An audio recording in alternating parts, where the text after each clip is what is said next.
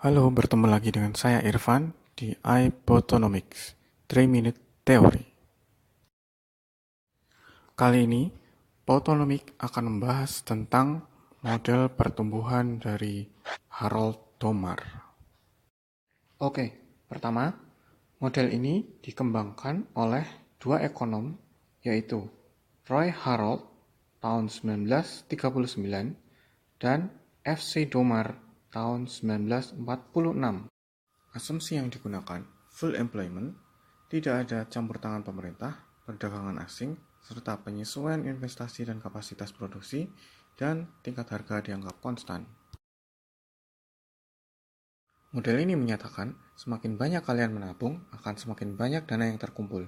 Dana itu kemudian digunakan untuk investasi. Hal ini berlangsung terus-menerus hingga tersedia cukup dana untuk investasi serta terjadi peningkatan modal. Tambahan modal yang didapat dari investasi digunakan untuk menambah tenaga kerja baru, pabrik, toko, peralatan, hingga menambah kapasitas produksi, sehingga perekonomian secara umum tumbuh. Semakin kecil rasio modal terhadap output yang dihasilkan, maka investasi tersebut dianggap semakin produktif. Dalam model ini, Harold berpendapat pendapatan merupakan faktor pendorong pertumbuhan ekonomi, sementara Domar menunjukkan bahwa investasi memegang peranan penting dalam pertumbuhan ekonomi. Sehingga apabila negara ingin perekonomiannya tumbuh, maka peningkatan tabungan adalah penting, serta dukungan teknologi untuk efisiensi modal. Jadi di sini, investasi merupakan variabel yang sangat penting dalam pertumbuhan ekonomi. Ia menciptakan pendapatan serta dapat meningkatkan kapasitas produksi.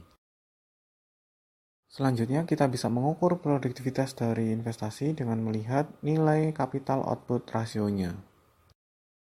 Model ini memiliki keterbatasan, yaitu ketika diterapkan di negara yang kurang berkembang. Mereka masih membutuhkan pemerintah dalam proses pertumbuhan ekonomi. Asumsi-asumsi yang dibangun oleh Harold Domar ternyata menjadi batasan dalam pengembangan model. Yang pertama, negara-negara yang kurang maju itu tidak. Kelemahan lain dari teori ini adalah biasanya pada proses pertumbuhan ekonomi, perubahan harga barang dan jasa adalah sesuatu yang tidak bisa kita hindarkan. Dan yang terakhir, model ini memang tidak dimaksudkan sebagai pemandu industrialisasi di negara-negara yang kurang berkembang. Demikian tadi pembahasan singkat tentang model pertumbuhan ekonomi Harold Domar. Sampai jumpa pada pembahasan singkat yang lainnya. Terima kasih.